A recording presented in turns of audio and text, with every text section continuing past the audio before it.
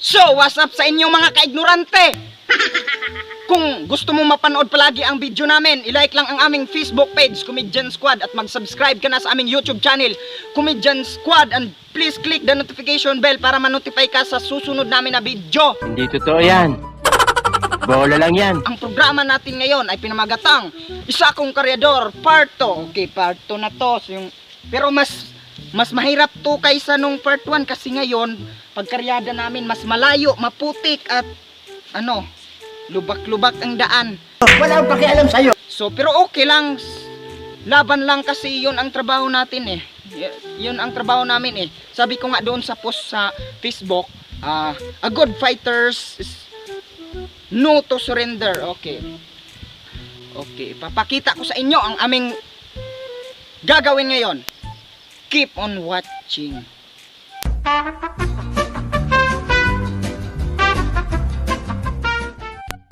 So ayun mga kaignorante, papunta na tayo sa aming kakaryadahan. Kasama natin si Papa P at ang kapatid ko. So ako naglalakad lang ako. Alam nyo ba kung bakit ako naglalakad? Kasi hindi ako sumakay, malamang. Baliw ka yata.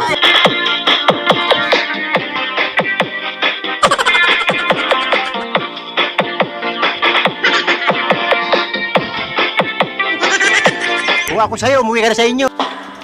You're the one that what you want to make it stop. I don't wanna be lost right now. So mga kaignorante, muntik na kami maligaw kasi yung kasama namin dati hindi sumama. First time ko lang kahapon nakapunta dito. So ngayon muntik na kami naligaw, buti na lang nahanap namin yung tamang daan.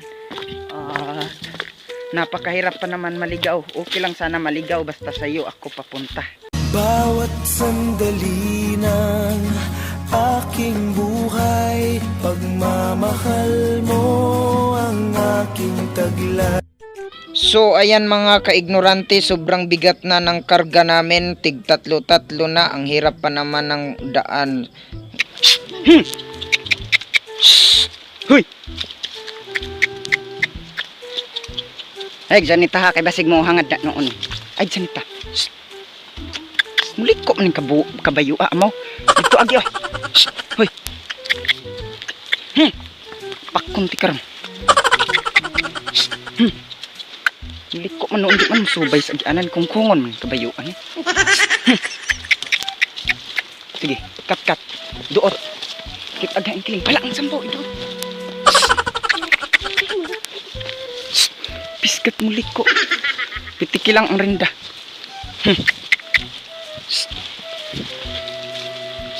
Apaka lang ang lubot ha. Ilang pagsanita kay muhangad noon na. Mutulay noon na.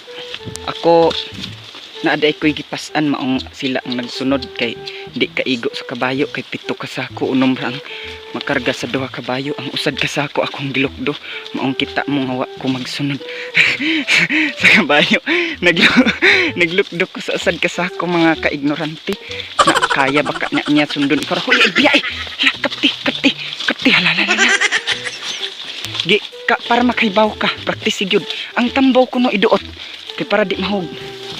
Sige, di kita ang kabayo. Di kita, di lagi ka matamakan, anak. Sige, di ni mo abot ng sambaw. Basi manggug mahog ng sambaw kay gi tulisukan ra. Medyo kusuga pagduot. Pasagdaay lang ng ubos, ang sambaw lang iduot. Mubo pagidaay ka, no? So, duha kabayo, pito kasako. Unom ang gikarga, tig tulog-tulog. Ang karga ang usad kasako akong gipasan. Urong-urong ng kabayo, Karon nga po nagdaing mas magulo ka nagkahog. Maoning mahirap na sa karyador yan. Ang sinasabi ko na mas mahirap ngayon kasi malayo tapos ang daming karga. Grabe. Kay ang bata ang nagsunod yung kapatid ko. Uy, ay katumba. Piskat nasangit siguro. Nasangit to ay. Tulak mo. Ayan na.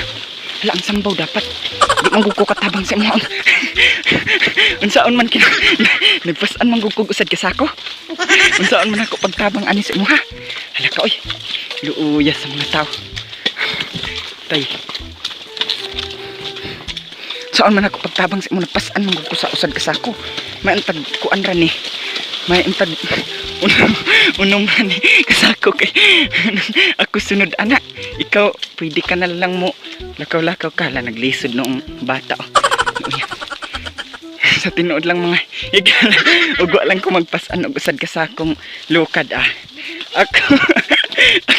Ako unta ana mo karga oy aw mo sunod oy kay may manggid ko kay may kusog manggid ko kanang kabayo og ako musunod ana pagkiling ana pagbunal na ako hadlok na mo street na siya di na mo kiling mo na siya ang problema kay kung ako pud mosunod di man pud ni kadaog sa usad kasakong lukad kani kanang bata mo nang ilisda na mi siya sunod ako pasan sa usad kasakong lukad kita mo sa akong gipasan grabe bugata kita ninyo tara